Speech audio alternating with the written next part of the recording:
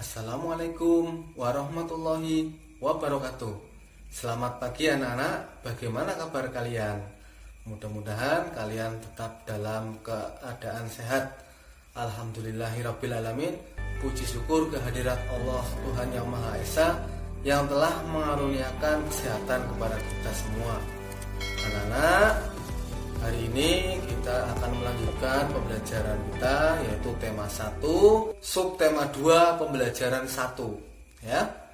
Setelah kemarin subtema 1 sudah selesai. Jangan lupa sebelum kita mulai belajar, marilah terlebih dahulu berdoa, semoga apa yang kita pelajari hari ini diberikan kemudahan dan dapat diterima oleh otak kita dengan mudah. Anak-anak, setiap hewan memiliki kemampuan berkembang biak. Tahukah kamu bagaimana hewan berkembang biak? Mari simak tayangan video berikut. Hewan nasional Indonesia ini sudah masuk dalam daftar World Heritage Dunia. Komodo merupakan reptil terbesar di dunia yang ada hanya di Indonesia. Komodo diperkirakan sudah ada sejak zaman dinosaurus. Pada SEA Games 2011 di Palembang, sepasang komodo dijadikan maskot dan diberi nama Modo dan Modi. Ribuan gajah India hidup di Laos. Di sana gajah tersebut diberi nama Lansang. Sepasang gajah dijadikan maskot pada SEA Games tahun 2009 di Laos dan diberi nama Campa dan Campi. Maskot resmi SEA Games 2017 di Malaysia adalah seekor harimau Malayan bernama Sirimau. Pada SEA Games 1989, Malaysia memperkenalkan maskot kura-kura raksasa Malaysia yang diberi nama Johan. Lalu pada SEA Games 2001, Malaysia memperkenalkan maskotnya berupa tupai raksasa yang diberi nama Siluman. Sepasang burung hantu menjadi maskot Myanmar di tahun 2013 yang bernama Swayu dan Mamui. Sebagai tuan rumah SEA Games 2 kali, Filipina memperkenalkan maskotnya pada tahun 1991 berupa ayam jantan yang bernama Kitong Labuyo. Dan tahun 2005 berupa elang terbesar khas Filipina yang diberi nama Gilas.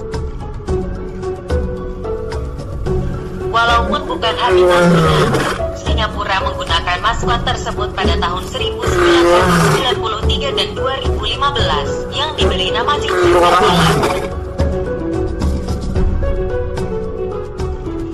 Walaupun Thailand dikenal dengan sebutan negara gajah putih, selama 3 kali SEA Games, Thailand memakai kucing Siam sebagai maskotnya. Masing-masing diberi nama Wichitman, Sawasde, dan Ken.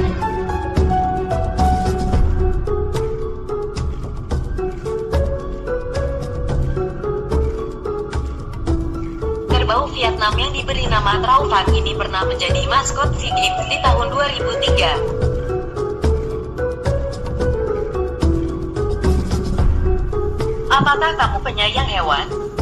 Apa saja manfaat yang diperoleh manusia dari hewan? Bagaimana cara hewan berkembang biak? Ayo kita pelajari.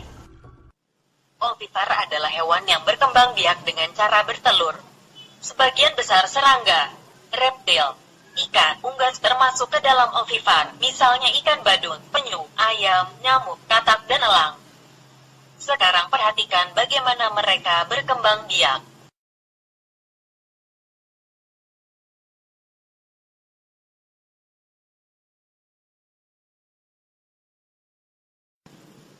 Sementara vivipar adalah hewan yang berkembang biak dengan cara melahirkan.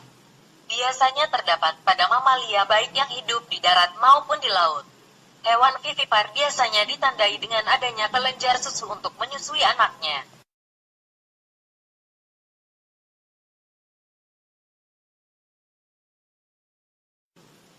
Ovovivipar adalah hewan yang berkembang biak dengan cara bertelur dan melahirkan.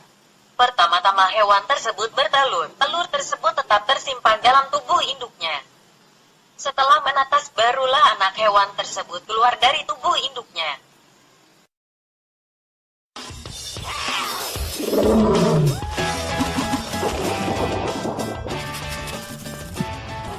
Beberapa jenis hewan memiliki cara yang unik dalam bereproduksi di laut. Cara berkembang biaknya sangat unik, karena ikan salmon akan menuju hulu sungai untuk bertelur dengan perjuangan yang berat. Telur dan anak ikan salmon hidup di air tawar, lalu menginjak dewasa baru menuju ke laut. Nah, setelah menyimak tayangan tadi, dapat kita tuliskan bahwa cara berkembang biak hewan berbeda-beda. Ada yang berkembang biak dengan cara ovipar atau bertelur, ada yang dengan cara vivipar atau beranak, juga ada yang dengan cara ovovivipar, bertelur dan beranak. Kalian bisa lihat slide di layar ini. Ovipar, hewan yang berkembang biak dengan cara bertelur disebut ovipar. Contohnya ayam dan jenis burung lainnya. Dapatkah kamu menyebutkan hewan ovipar lainnya? Vivipar, selain bertelur, ada juga hewan yang berkembang biak dengan cara melahirkan. Hewan yang berkembang biak dengan cara melahirkan disebut vivipar. Contohnya sapi, kucing, dan gajah adalah contoh hewan vivipar. Dapatkah kamu menyebutkan hewan vivipar lainnya? Ovovivipar. Adakah hewan yang berkembang biak dengan cara bertelur sekaligus melahirkan? Ada. Contohnya adalah ular. Berapa jenis ular tidak selamanya melahirkan anaknya. Kadang-kadang pada saat mengeluarkan anak-anaknya, masih ada anak ular yang terbungkus cangkang telurnya. Perkembangbiakan seperti ini dikatakan bertelur sekaligus beranak atau ovovivipar. Dapatkah kamu menyebutkan contoh hewan ovovivipar lainnya? Nah, coba sekarang kalian amati gambar hewan-hewan berikut. Kemudian isi lengkapi diagram Venn kalian ya.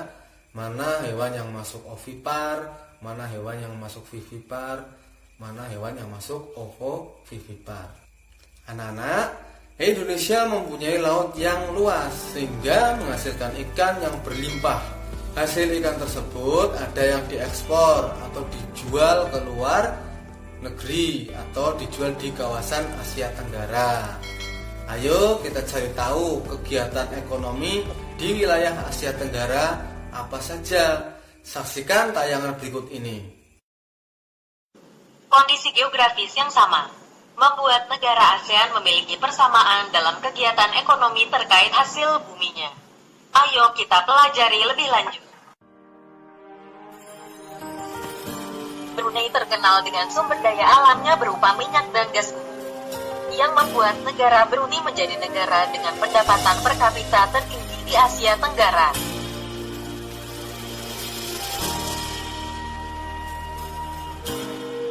Filipina adalah negara kepulauan yang mengandalkan perekonomian pada sektor pertanian.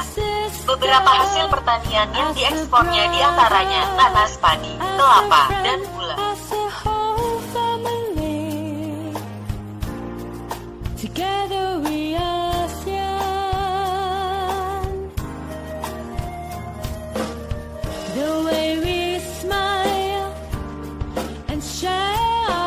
Di aliran Sungai Mekong, Kamboja merupakan daerah yang subur.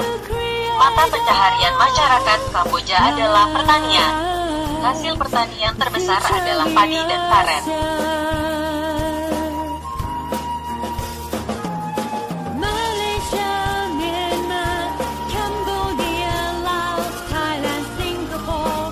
Sama seperti Kamboja, Laos juga dialiri Sungai Mekong, sehingga mata pencaharian masyarakat Laos juga pada bidang pertanian.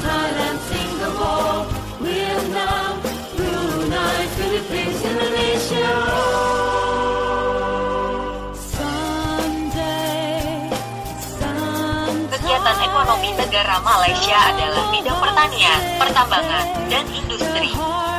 Pertanian di Malaysia tergolong maju. Sementara dari sektor pertambangan, Malaysia adalah pengekspor timah terbesar di dunia, dan sekarang mulai beralih ke minyak dan gas. Bidang industri, Malaysia tercatat pernah memiliki mobil nasional dengan nama Proton. Setelah pulih dari Perang Vietnam, negara ini mulai mengembangkan diri. Bidang pariwisata menjadi tulang punggung negara Vietnam. Pertanian dan migas pun mulai dikembangkannya.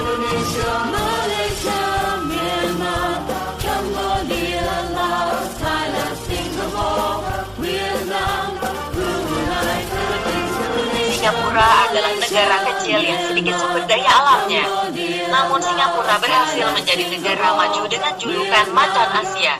Posisinya yang strategis membuat Singapura menjadi pusat perdagangan, transportasi, dan keuangan internasional.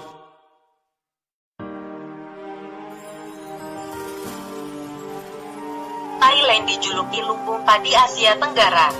Padi memang merupakan hasil pertanian terbesar negara ini. Selain itu, bidang kehutanan, pertambangan, dan industri juga berkembang di negara ini. Saat ini Thailand mengembangkan potensi pariwisatanya. Indonesia tanah air beta, pusaka abadi Jaya.